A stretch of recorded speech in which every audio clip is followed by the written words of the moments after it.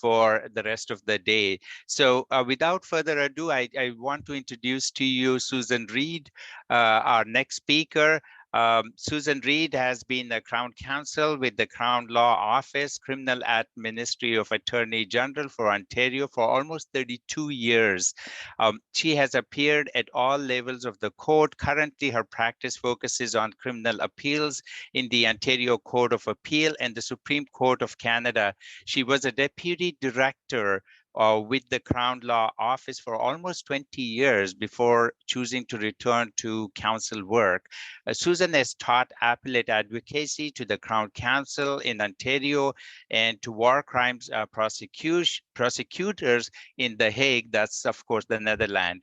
She also regularly lectures on a range of criminal law advocacy subjects. Susan became involved in the study of mental health, drug treatment courts, through her work with the supporting the Assistant Deputy Attorney General and the Deputy General of Ontario as a member of the Justice Efficiency Access to the Justice System Committee. This defense bar and the police services and other deputy ministers from across Canada. So Susan has led a team of 11 counsel students and the staff in the creation of the report entitled The Therapeutic Courts in Canada, a jurisdictional scan of the mental health and drug treatment court, which was completed in September of 2021. So Susan, thank you. The floor is yours. Thank you very much for that introduction. I'm going to share my screen because I've got a PowerPoint that hopefully will make it easier to follow along. Can you see the screen? Oh, yes, Susan, okay, great. We can. Okay, that's the cover of the report that I'm here to go through with you. This is, I would call this 30,000 feet tour, macro tour of this very complex area.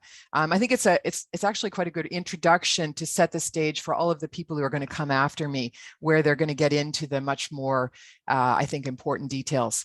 But this is in my opinion, it's a really valuable resource. It's really the first of its kind to integrate all of this information in one place. The committee itself, which is the Steering Committee on Justice Efficiencies and Access to Criminal Justice, and let me just flip my, there we go. That's a national committee. It's a very high-level committee with deputy ministers, senior members of the judiciary, the bar, and police representatives. So it's a very high-level committee where there's a discussion of issues that are affecting the criminal justice system. And often from that committee will come recommendations to the federal government for changes, which in the past have come to pass. Issues such as bail and major case management, for example. So the committee decided they wanted to look at therapeutic courts and ask what might appear to be a fairly straightforward question: are they working, and what are the best practices? And so a subcommittee was formed, and I, in support of that, led this study.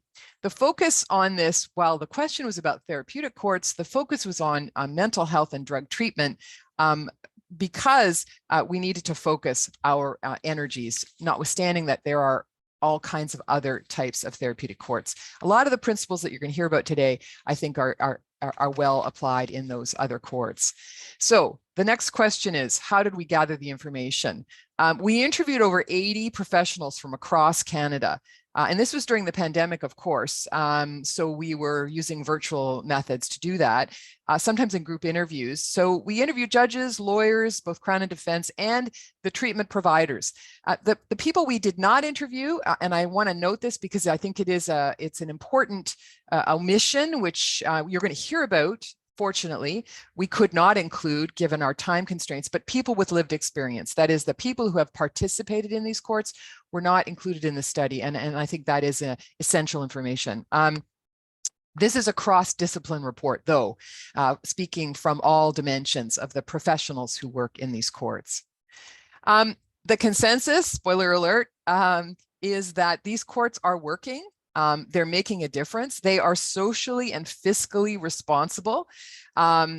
various kinds of measurements, but reports that they are reducing the rate of reoffending, they're improving the quality of life for the people who are going through these courts. They are enhancing public safety.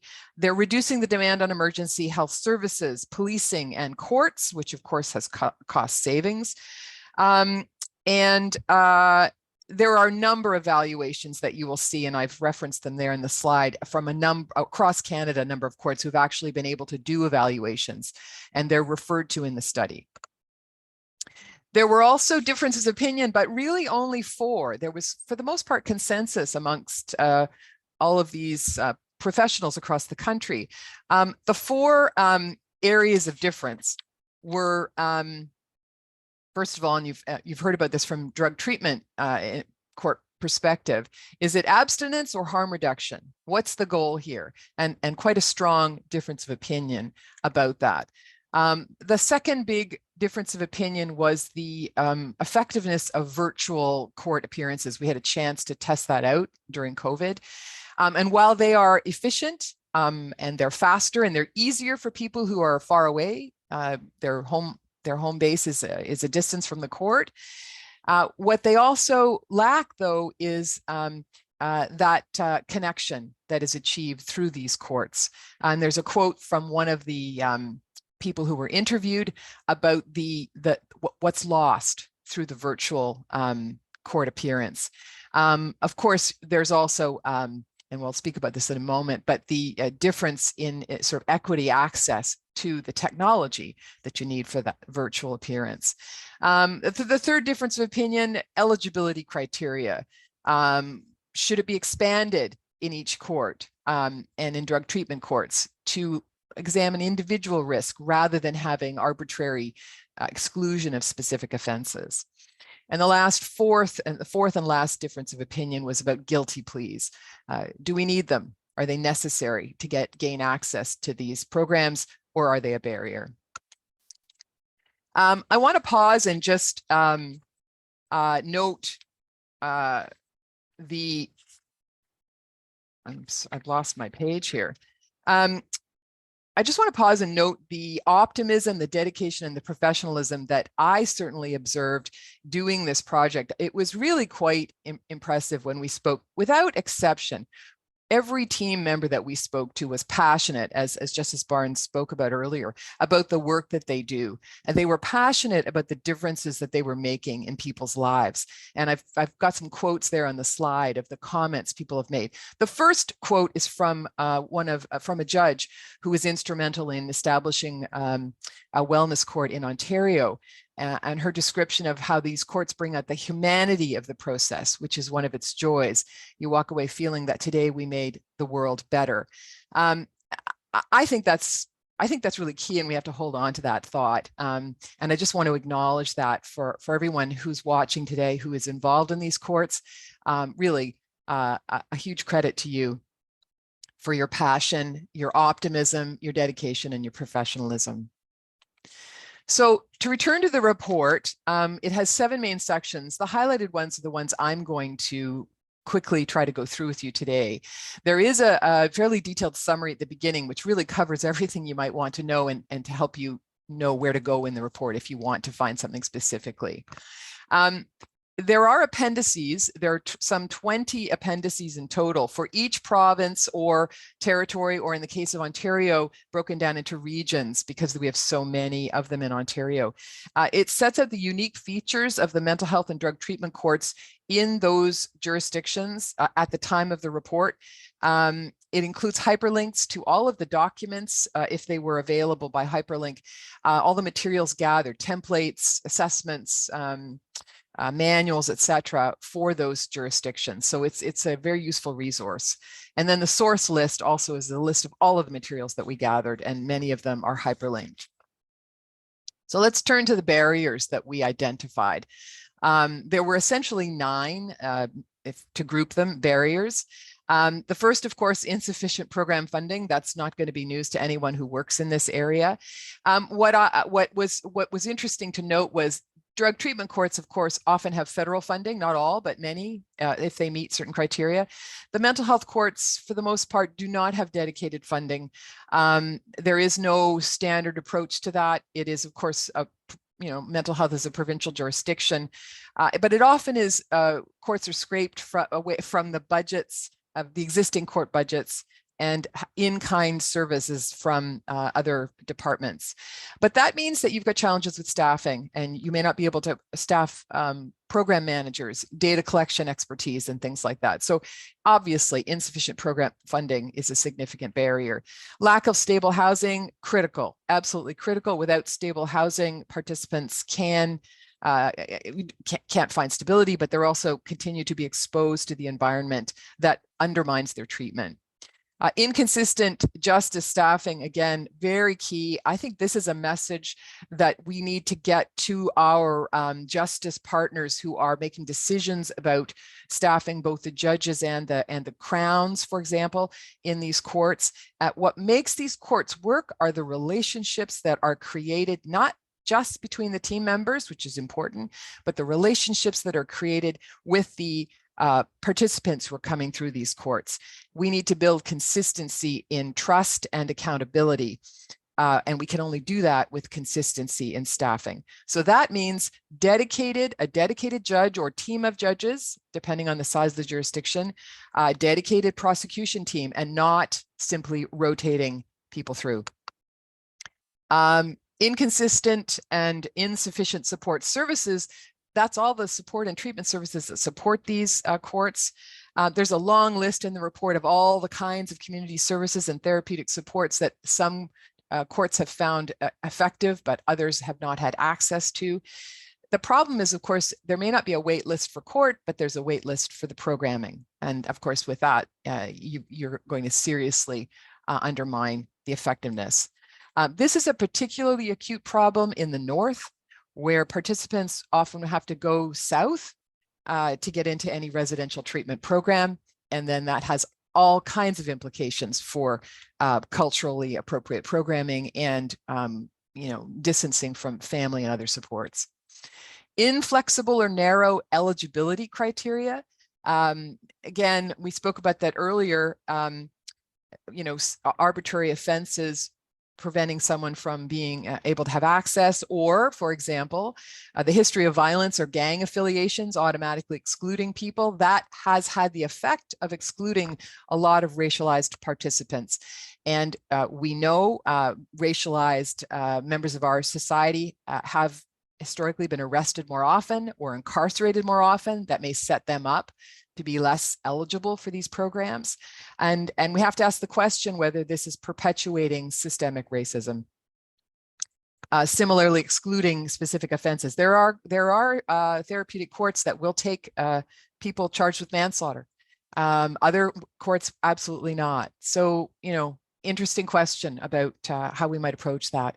Lack of public awareness. There's no information about some of these courts available, no online presence. When the public don't know about these courts, they don't seek them out, and that makes the courts less accessible. This was a problem noted particularly in racialized communities, this lack of knowledge. Divergent views about best practices between legal and non-legal team members. Team members, of course, come from very different backgrounds: law, mental health or health treatment, and policing. So they have different, sometimes come in with different priorities, different experiences. So we need to find a way to bring them together. And as Justice Barnes spoke about, how much we can learn from each other. And one way that we observed was cross-training, where team members train together. The requirement of a guilty plea, again, I spoke about that as an area of lack of consensus, but it is seen as a barrier, particularly in a mental health context, where cognitive issues may impair a participant's ability to remember the incident or even understand that their behavior is wrong. The last is the impact of COVID-19 and that loss of connection, when I spoke about that earlier.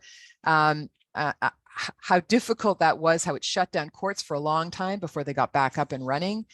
and then how much that virtual connection leads to a loss of connection, and the difficulty in achieving accountability, which is often part of the successful process in these courts. That is, the participant feels that they have some accountability because the people are listening and they care about whether they're going to succeed. Also, the need for bail to happen in these courts, not from jails or not from somewhere remotely, because then court workers aren't able to see them.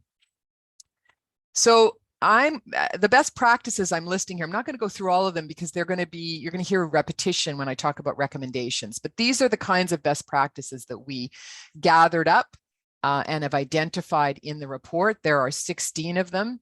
And I'm sure you're going to hear a lot about these in the next 4 days of how many jurisdictions are doing these various things. And these are the remaining 16 best practices. Something that was very exciting that we found was the new and evolving therapeutic courts. So cultural trauma programming, which was happening in Nova Scotia and perhaps elsewhere now, started in 2016. And that's where you've got people who are not, who are charged with offense, but don't have a formal mental health diagnosis, but have suffered trauma due to race, ethnicity, marginalization, or abuse. So what's called a cultural impact study and cultural trauma letters are prepared by clinicians. This cultural impact guide has been created in Nova Scotia to assist with that. And they are preparing these letters. They're not unlike a GLADU report for Indigenous offenders, but they're focusing on cultural trauma. The other exciting evolution is the Fetal Alcohol Spectrum Disorder Court. Manitoba is the first jurisdiction to create such a court. And I think you're going to be hearing about that specifically on Wednesday. So the next section of the report deals with measurement and evaluation. And this has always been a kind of a bedeviling challenge. We all know, or we believe, these courts are fiscally and socially responsible. And you heard about me saying that at the beginning. The challenge, and Justice Barnes noted that, is the importance of how do we measure these courts. There are some best practices that we gathered because there are courts who have measured their success or measured their programs. Some of the best practices that we identified were make an evaluation plan as part of your implementation of the court. So if you've already got a therapeutic court going, you can do it, but it's more challenging to retrofit evaluation if you hadn't built it in the beginning. Include data recording and tracking at the implementation stage, because it's data that's going to support your measurement. Create participant exit interviews or surveys. Let's hear about that lived experience. It will inform the decisions that you make. Consider partnerships with local academic institutions and qualified researchers who can help you with that measurement. Perhaps that, you don't have to pay for the Cadillac version if your budget won't permit. And include recommendations as part of the evaluation process so that you can build on your strengths. So the question, though, for measuring is, what does success look like? And there's a quote there from a person we interviewed about what they see success looking like, the idea of someone being open to change. So you have to ask the question, what are you measuring? Is it recidivism or harm reduction? And if it's recidivism, what does that mean? Is it fewer arrests, fewer charges, fewer convictions? Are you measuring greater stability in the community, emergency room visits, 911 calls, abstinence versus substance abuse? No, have you succeeded if someone is reducing the amount of a substance they're using? Are you saving money? These are all ways to measure success. Some of them are quantitative, some of them are qualitative, and will require different tools. So the challenge that you face then is your data collection. How are you going to get the data you need to achieve the measurement that you're seeking? Hospitalizations and ER visits are health data. Police resources are justice sector data. The incidence of property crime perhaps going down, court and prosecution systems data, that kind of thing. Those are all the kinds of things that you may want to access. So then you have to start thinking about privacy protocols and how are we going to get access to this information.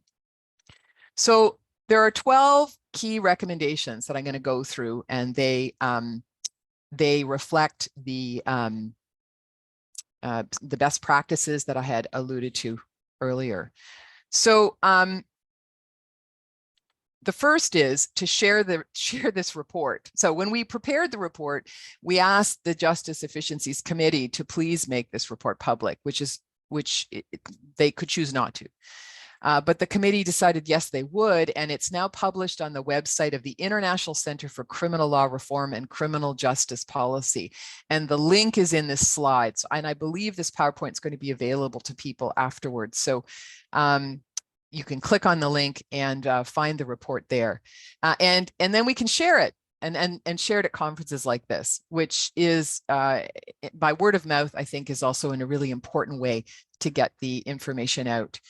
The second recommendation we made was to create national, provincial, and regional umbrella advisory committees, which can support and coordinate resources so that people aren't reinventing the wheel over and over again. They can share from what others have learned and contribute what they already know. So we have committees at both the macro and the micro level to really start to build something and from what everyone else has learned. I understand that there are now discussions underway between the provinces and the federal government to try to start to create that kind of advisory committee. I don't know that it's gone any further than discussions, but that is underway. Another recommendation that we made was to consider integrating the drug and mental health treatment courts into a concurrent disorders courts. It makes so much sense, given that mental health and addiction often go hand in hand. They are not sort of separate boxes. They obviously overlap. The benefit is the coordination and sharing of resources. Your treatment team members, can work together. There are jurisdictions that are doing that. I've put some examples in the slide where they are doing concurrent disorder courts, and you can see that in the report. And make no mistake, that doesn't mean that you have one courtroom that does everything or only does it one way, because of course your participants with needing drug treatment and your mental health participants may be very different in their needs and how they are going to experience that courtroom and what would be the right way to do that. So they don't have to have the same process in court, but the supports underneath can all be shared. And this is what I'd alluded to earlier. This is a quotation from one of the participants about the problem when we have a never-ending rotation of people coming in and out, and why it's so important that we have a consistent and dedicated team working in these courts. I can't stress this enough, and I know as a Crown, I know in the past that there have been perspectives on, well, it's better to rotate all of our judges through because it's important for them to have the experience, or it's better if we rotate all our Crowns through. But I'm not convinced that's good for the participants, and it's not good for the experience in the court necessarily, because as I said before, the problem here is we're trying to build relationships. So when people are returning to court as they may for a check-in, for accountability, it's very important that the people in that courtroom know them as a person. They know about their lives. They know what their successes, they know what their struggles are. They know if their dog died, they know they know them. And so when they have a discussion about where they're at and what's happening, that is a meaningful discussion. And the participant, the person there, feels that these people know them and care about them and want them to succeed. I don't think you can achieve that with a constant changing face on the bench, or even with your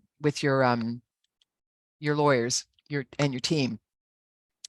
That doesn't mean you have to have one judge and that's all they do.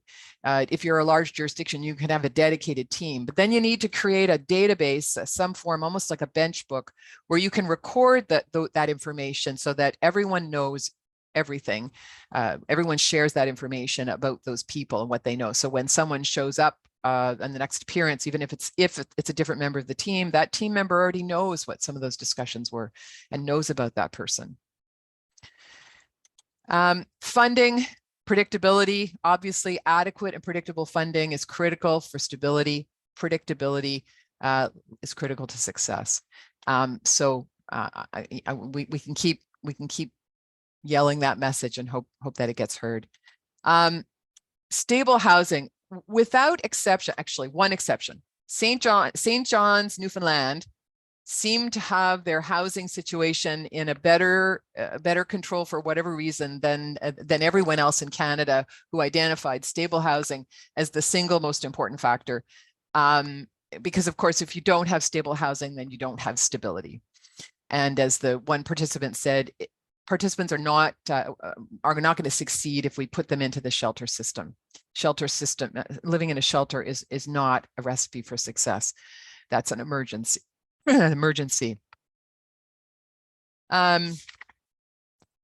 Whoops, did I go back? There we go. Intake and screening tools and care plans. And you're going to hear a lot about this in fact, I think you're going to hear about trauma-informed processes in the presentation that follows me. But the importance of intake and screening tools and support plans that are evidence-based, trauma-informed, culturally appropriate, and individualized. There's an example I put in the slide of a level of service case management inventory and approach used in Dartmouth, Nova Scotia, where they're trying to do exactly that and achieve those characteristics in their screening. Information protocols, and this is, I have to acknowledge, probably going to be very challenging. We talked about the information that you want to get access to for your measurement and evaluation. That's going to require you to have information protocols to break down the silos that exist between health and justice and other sectors, to find a way so that when you have an individual who's starting to participate in one of these courts, that you've got timely access to legal and medical information so that you can really know this person and understand as best as possible what their needs were, or at least your starting point for your ongoing assessment. Another recommendation, seek early input from complainants. It's easy to forget about someone who may have been impacted by whatever conduct has brought this person to court. It's important, even in the therapeutic court context, to think about input from the complainants. Nova Scotia has a victim's voice statement. You can find it on their online website, which seeks information from the complainant about how they've been affected by the conduct. It's obvious that this sort of information, when you think about it, it's relevant to diversion and the plan for diversion, but it also fosters a restorative approach, which I think is also an important goal. Another 10th recommendation is to improve access for Indigenous and racialized communities. This is a challenge not just in the north, but also in our large cities in the south. The Nunavut Therapeutic Justice Program was an example of culturally appropriate programming, where they have built culturally appropriate life skills into their programming, on the land activities, hunting and fishing with elders, for example. There's also, though, a report, it's referred to in our report, Racialized Populations and Mental Health Court Diversion.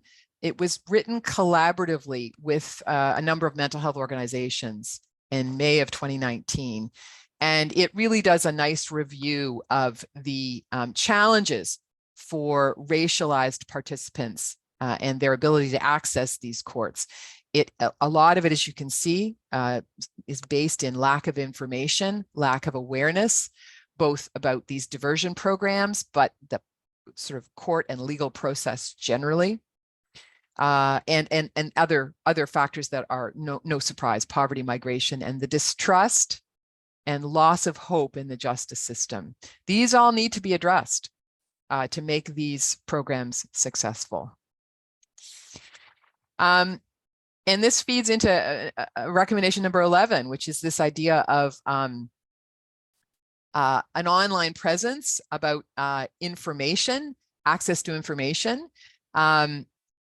Quotes from our professionals working, how accessibility and awareness are hand in hand, and the big public gap in knowledge about what everyone is doing in these courts. If you do and when you look at our appendices in this report, we've included information about what online information is available in each of these jurisdictions for each of these courts. It's really interesting. It is across the board a range, everything from paper pamphlets that are available in the courthouse to a robust online website that is current and has a lot of information in it. So I think we need to be thinking about these programs just like you might think about any kind of service where you have a customer, a client, where you want to make sure that they know what is it that you do, when are you open, where are you located, what are your purposes, objectives, what are your policies, what are your best practices, what is the eligibility criteria. Have you measured and evaluated your, put your evaluations on the website so people can see it? Contact information, photos, pictures of what it looks like in these courtrooms. And I can only commend you, and I've put a link in the site here. Nova Scotia has YouTube videos showing you what it's like to be in these courtrooms. The Chief Justice, Pamela Williams, being interviewed and talking about what the Nova Scotia court does and how they think about it. And all of that can only increase someone's confidence and perhaps lower their levels of anxiety and apprehension about participating in something that is like a black box, right? So as soon as you can see it and you can appreciate it, I would think that you might be more open to giving it a try and might come to that experience more willing, perhaps, and open to that participation, which can only be better for success. And the last recommendation is, again, to deal with evaluation and measurement.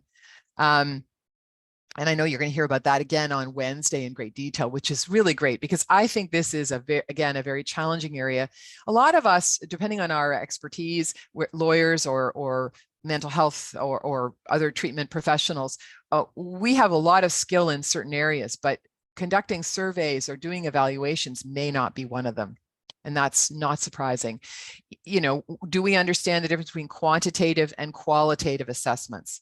And how those might be conducted.